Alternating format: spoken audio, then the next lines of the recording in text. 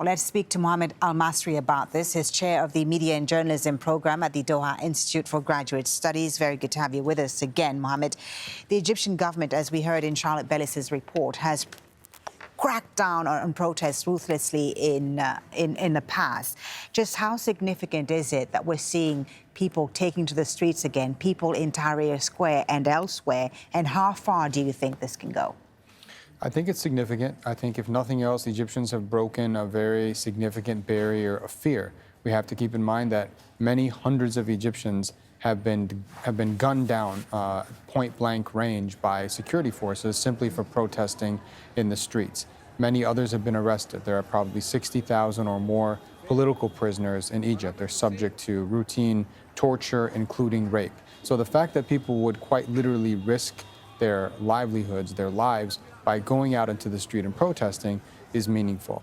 We haven't seen anything like this in the last several years. And surprisingly, yesterday, Friday, we didn't see the violent crackdown from security forces that we're used to seeing when these demonstrations happen. What does that suggest to you? You know, I'm going to be a little bit more cautious than some analysts are being right now. Some are saying that this means, or it might mean, that the security forces, or at least those in charge of the security forces, are sympathetic with the protesters in the street. That is a possibility.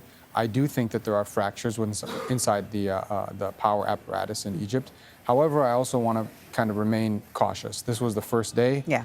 We have to see how things play out in the coming days. It is still early days. There have been long concerns about corruption in Egypt. There's a great deal of poverty, of course, and a deteriorating economic situation. We recently had this military contractor and businessman, Muhammad Ali, posting these videos on social media accusing the Egyptian government and President Sisi in particular of wasting millions of dollars, accusing him of corruption. Again, these corruption allegations are not new. Why are they resonating more with people now? And why is what Muhammad Ali has said transfixing people so much more now? Yeah, so I think a couple of things. First of all, you're right. This is nothing new. Egyptians know that their government has long been corrupt, but Muhammad Ali is an insider, so that's one reason why this is so significant. He worked with the military for about 15 years, so that's one reason why this is important. Also, you have to remember that this is all coming out at a time when poverty is really hitting a lot of Egyptians. Poverty rates are rising.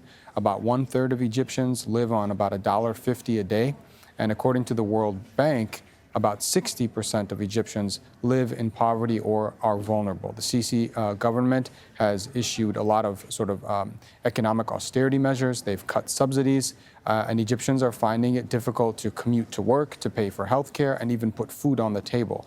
So when they hear news that the government is spending tens of millions of dollars on things that are of benefit only to the president and his wife and family and immediate confidants, it's obviously a concern and a source of anger. The president has now left Egypt. He's in New York for the United Nations General Assembly, and reports suggest that he left Egypt earlier than scheduled.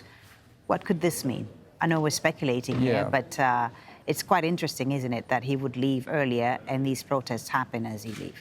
It's interesting, and speculations abound. I try not to do too much speculating. Right. Some people are saying that this might mean that he's very concerned, and that's why he needed to leave so early for the General Assembly. Other people are saying exactly the opposite, that the fact that he left the country at all suggests that he feels that he's quite secure.